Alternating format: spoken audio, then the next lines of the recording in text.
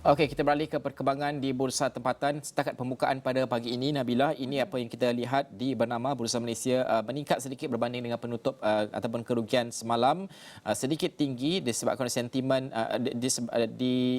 sokong minat belian dalam kaunter-kaunter berwajaran besar tinggi dan juga masih lagi di tengah-tengah sentimen yang berhati-hati di peringkat pasaran serantau dan juga setakat 9.17 pagi kalau kita melihat FTSE Bursa Malaysia FBM KLCI meningkat 0.22 mata peratusan kepada 1516.84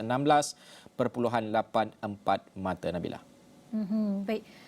Kita akan teruskan dengan interview kita pada hari Ya. ini bersama Imran Yassin Muhammad Yusof, Ketua MIDF Research. Baik, baru-baru ini kita dapat lihat perubahan kepada sentimen pelabur dan FBM KLCI telah pun melepasi paras psikologi 1,500.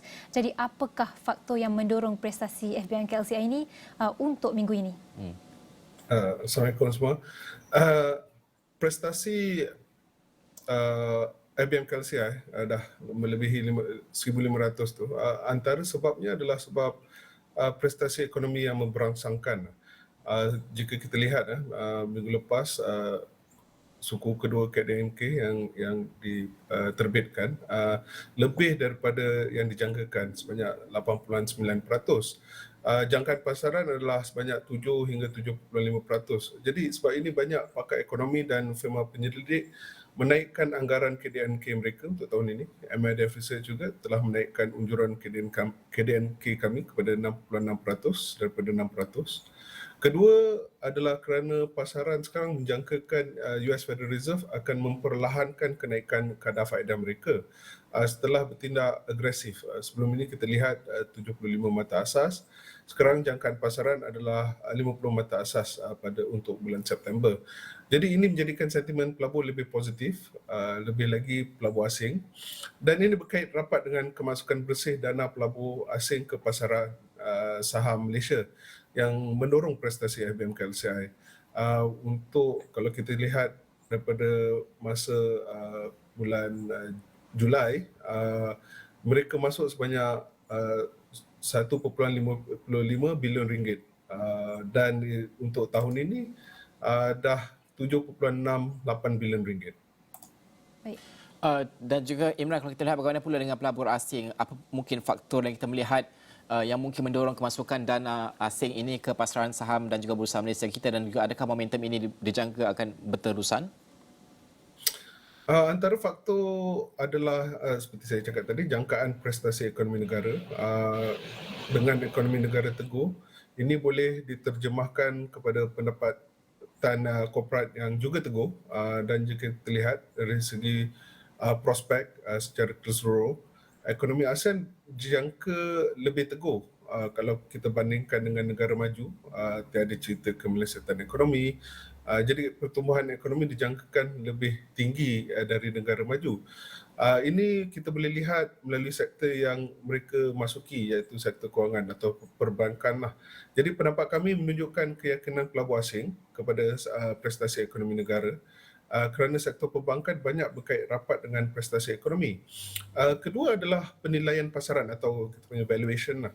Jadi valuation IBM KLCI rendah dalam lingkungan 4.5 kali. Secara purata kalau kita lihat sejarah, pasaran saham kita selalu berdagang dalam antara 16 kali hingga 17 kali. Jadi jika keadaan ini berterusan, momentum boleh berterusan, sekurang-kurangnya buat tahun inilah. Baik. Apakah pula mungkin risiko terhadap prestasi pasaran? Pada pendapat kami, risiko utama adalah daripada apa yang akan dilakukan oleh US Fed lah.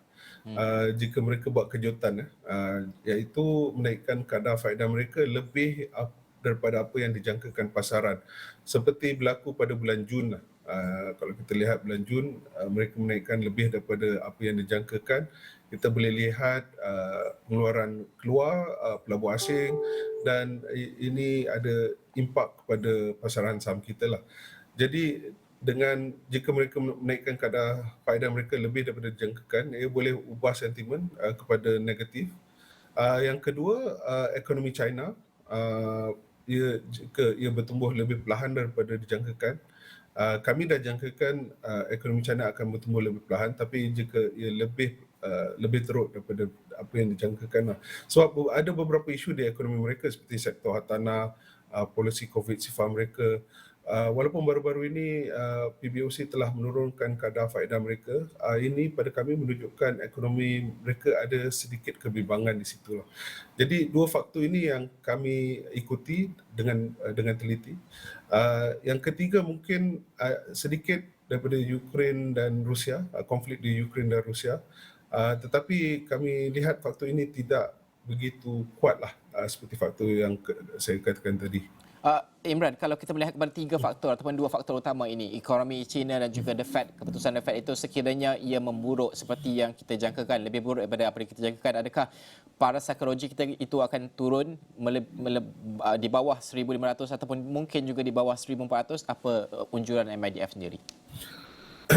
Kalau lebih teruk daripada apa yang dijangkakan, kita boleh lihat apa yang berlaku pada bulan Jun itu berterusan lah. Berlaku kembali lah. Jadi dia mungkin akan turun bawah daripada paras psikologi 1,500. Tapi kita tak menjangkakan ia akan turun lebih daripada 1,400 lah. Jadi dia akan berada di antara 1,400 hingga 1,500. Mungkin kepada paras yang terendah untuk tahun inilah 14-11 lah.